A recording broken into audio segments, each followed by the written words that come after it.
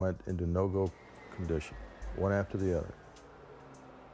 Well, we lost nearly 20 missiles that morning. After speaking with his commander, Salas again contacted the topside guard. The guard said that the UFO had vanished, basically just took off at high speed, was no longer there. These missiles are controlled individually. So if something did happen within the system, the electrical system, let's say, or the command and control system for one missile, one launch facility, it would not affect the others. And in addition, these missiles are separated by miles.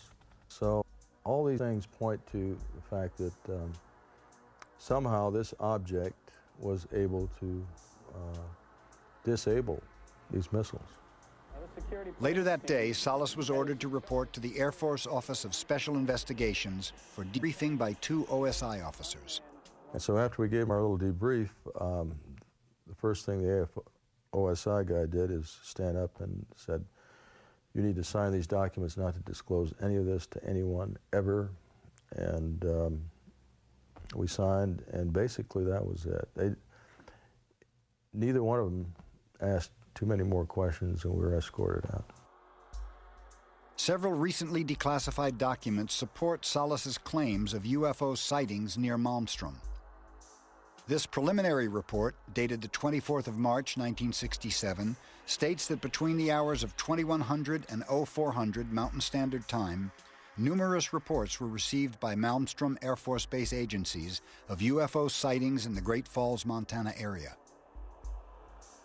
It goes on further to state that reports of a UFO landing near Belt, Montana were received from several sources, including deputies of Cascade County Sheriff's Office.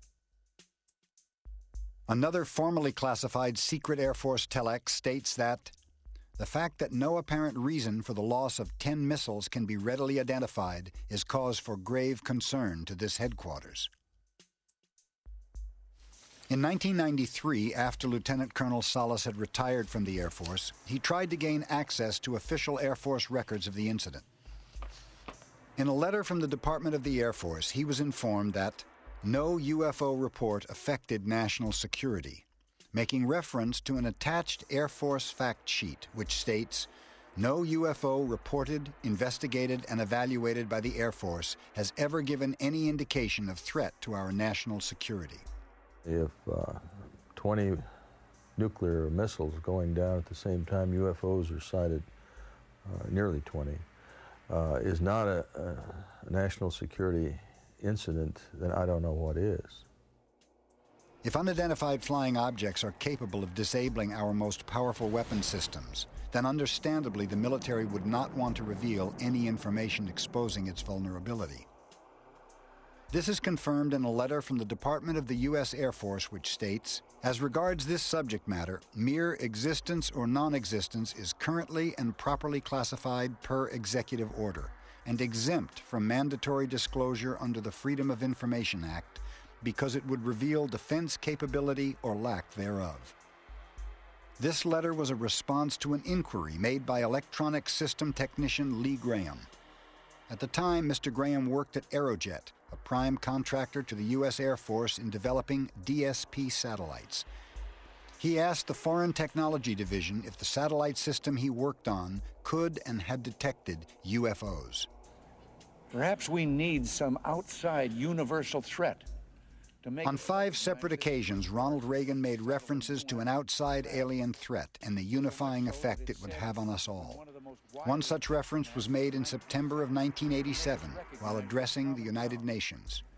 I occasionally think how quickly our differences worldwide would vanish if we were facing an alien threat from outside this world.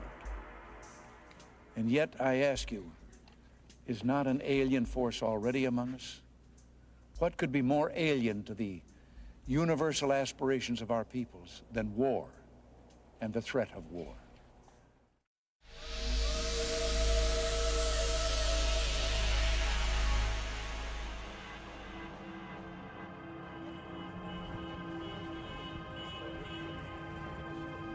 Not every government chooses to deny the existence of UFOs.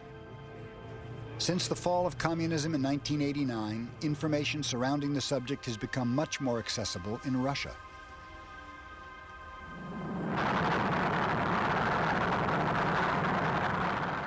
Cosmonaut Pavel Popovich was one of Russia's earliest cosmonauts. He joins the ranks of an increasing number of military personnel who have testified as to the validity of the UFO phenomenon. Major General Popovich shared with us a sighting he had while flying home from Washington, D.C. with a delegation of scientists. Но вот почему-то у меня возникло такое желание, я сидел возле иллюминатора, посмотреть в иллюминатор. Я посмотрел, и у меня, значит, глаза вот такие сразу стали. Смотрю рядом, практически где-то, ну, километра, может быть, 1,5 от нас. И где-то, может быть, километр, может быть, на 1000 метров выше. Летит объект, причем правильной треугольной формы, равнобедренный треугольник, белый-белый, ярко-белый.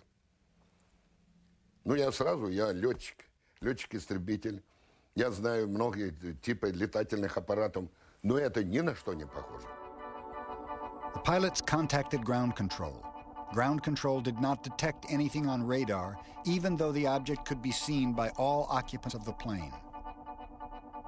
И он пошел параллельным курсом, но со скоростью, если мы шли где-то примерно там 950 или 1000 километров в час, то он пошел со скоростью примерно где-то 1500 минимум. Потому что он обогнал нас довольно быстро, ну, по истечению где-то, может быть, секунд 30-40, вот так. Он прошел и обогнал нас. И все. И ни академики, никто ничего, абсолютно никто ничего не мог сказать, что это за объект.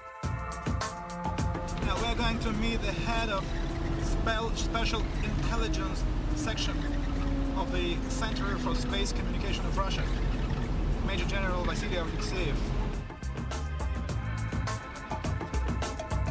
Just outside Moscow is Star City. This is the home of the Russian space program. Могучий космический корабль унесет меня в далекие просторы Вселенной. Что можно сказать вам?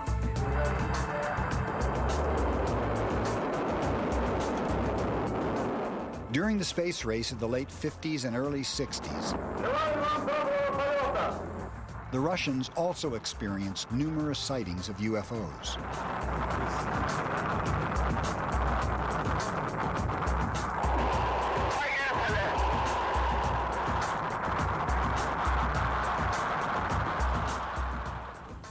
In Star City, we met with General Alexeyev, who spoke with us about the history of unidentified flying objects over Russia. Все спонтанно предполагали, что это что-то другое. Американцы думали на русских, русские думали на японцев, но где-то в недрах системы, среди умных людей, в общем-то, зрела мысль, и не только зрела, а была конкретная мысль, что здесь что-то другое, с чем нужно будет нам, и американцам, кстати, и русским, серьезно разбираться. During the Cold War with the Soviet Union, the U-2 spy plane was one of the most highly classified projects. In the late 50s, Gordon Cooper was involved with its research